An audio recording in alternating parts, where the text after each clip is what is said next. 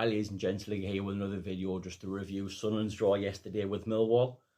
I did go in depth of what I wanted to see on the What the Fork podcast yesterday. I appreciate Graham and everyone from What the Fork for allowing me on yesterday. If you'd like to have a listen to that or watch that, the link for that is in the description.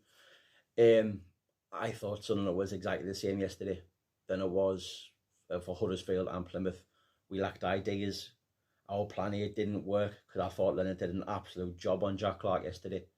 Every time Clark got the ball, he tried going the outside of him, and every time Leonard just blocked him all the time. Other than the penalty, which I think I'm on the fence whether it was a penalty or not. Let's go through the team. It was Anthony Patterson in goal. Niall Huggins came back in the team playing left back with Trey Hume right back and Luke O'Nien and Dan Ballard as the centre backs. Pierre Ekwa came back in the team, and it was Pierre Ekwa and Dan Neil as your two sitters in front of the back four. The three in behind Mason Burstow, who came at the team, more on him later on, was Abdullah Bar on the right, who came in for Patrick Roberts, Jack Clark on the left, and Adil Al-Shish, who kept his place on the side. I thought his team selection was a bit off. I wouldn't have played Bar, because I didn't think he deserved to play. If you were going to drop Patrick Roberts, as I said in the preview video, he needed to change his system to maybe accommodate the centre forwards, play two up front, and have like Niall Huggins as your right wing back bombing on. But he didn't. He brought in Abdullah Bar, and Abdullah Bar was pathetic yesterday. His first touch was always 10 yards in front of him, couldn't take on his man. And he was lucky not to escape a yellow card for waving an imaginary yellow card himself.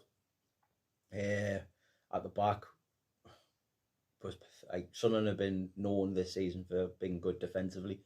In the last 3 games, we've been literally found out at the back, causing panic in the defence, and it was just been absolutely shocking.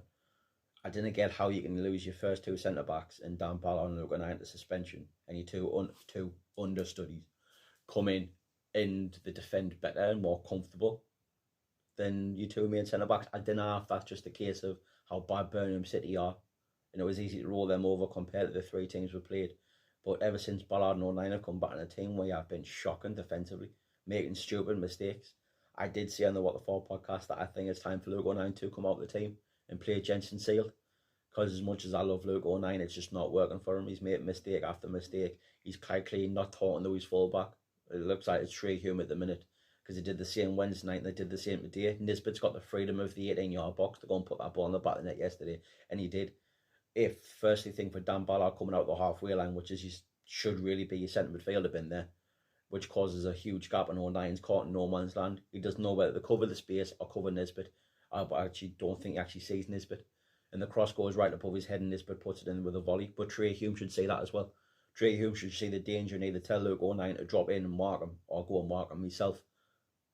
The centre midfield, when we had the ball, we looked alright, but without it, it looked non-existent. Adil Al-Shish was okay. He didn't have the best of games. And Dan Neil and Pierre Ekwa was just, I don't know, I do like them as a 2, and they probably are our best options in there, but I think we're crying out for Corey Evans or Jamie Tete to come back in just to have a different idea and have a little bit of an enforcer in the middle of the park to try and solidify it in the middle of the park was what I was looking for. As we've always spoke about Abdullah Bar, he was shocking yesterday. He couldn't do nothing, and Patrick Roberts looked more dangerous when he came on. As I've said, he's an inferior player to Patrick Roberts. He's quite clearly not ready to take Patrick Roberts' place. Did okay when we were playing well, but when we're not playing well, it just doesn't work for Abdullah Bar. Jack Clark had a quiet game. We always look for him all the time with that crossfield ball, and 9 times out of 10 he got it.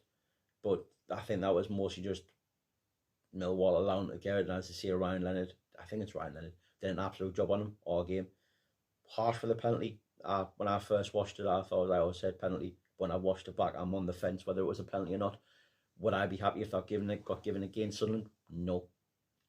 But you can see why it's been given. The big talking point again is centre forwards, and I honestly do not see what Tony Mowbray sees in Mason Burstow. He must be like fucking Messi in training, because how he gets a start over Hemia, I do not know. Hemia's only played about 90 minutes this season. Started 1 game, just got dumped off a cliff, and he hasn't gotten a look in since. But then Burstow, this is his 11th game, and I do not know what he does. He can't run, he can't hold the ball up. I put in like my friends group chatting on Twitter, I'd honestly rather have the 17-18 Ashley Fletcher up front than Mason Burstow, because Ashley Fletcher back then probably was a better player than Mason Burstow. I just don't get it. Is he ready for championship football? Not a chance. Not a chance. He just looks totally out of his depth. Will Hemia do any better? We don't know unless he gets his chance. And I honestly feel like he needs to get his chance, because we've tried everybody else. Then you see, I've got to wait till the West Brom game. I'm hoping Rooson's fit, because I think out of the 4 centre forwards, Rooson's probably looked the best, and Rooson will probably come back into the team. If not, you're probably looking at Mayenda, who did look dangerous yesterday. They're probably them two are the only two people who've actually come out, like centre forwards, who have come out with a bit of credibility. Excuse me. But that's due to a lack of chances for Hemia. If either Rooson's not fit and Mayenda's not ready, he's got to play Hemia over Burstow, because Burstow is just shocking. Questions on socials about Tony Mowbray. As I've said on the What the For podcast, that I think it's time for a change. You look at last season, I don't know if he has a little bit of bitterness due to looking for managers in the summer. But last season we had obstacles and things that didn't go our way, i.e. injuries, not having a centre forward, and Mowbray found a way to deal with that. To combat that, and he found a solution to our problems.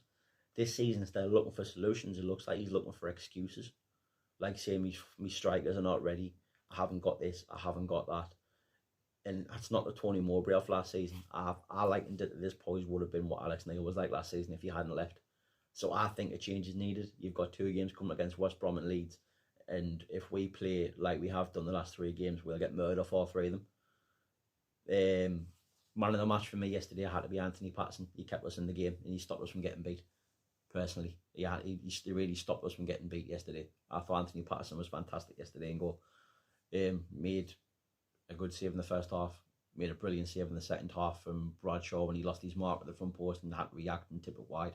They made that one-on-one save at the end, so I'd probably give my man of the match to Patterson yesterday. Unfortunately, I did get my prediction right, and I was bang on with it. Said Millwall will score alone, we'll get a late equaliser, and if we didn't get the penalty yesterday, we'd still be playing now. We wouldn't have scored. We didn't look like scoring yesterday, and the only way we're going to score is from a set piece, like a penalty or a corner. Hope you've liked the video. If you do, please leave a like. Go and watch What the Forks recent podcast. The link's in the description.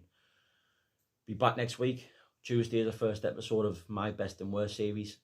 Already prepped that, just need to edit and put it together. That'll be coming out Tuesday, and then every Tuesday after that we'll come out with a West Brom preview next week at some point. Let's hope we get back to winning ways. If anything changes during the week regards to management change, I will make a quick video on that. But if not, I'll see you next week. How are the lads?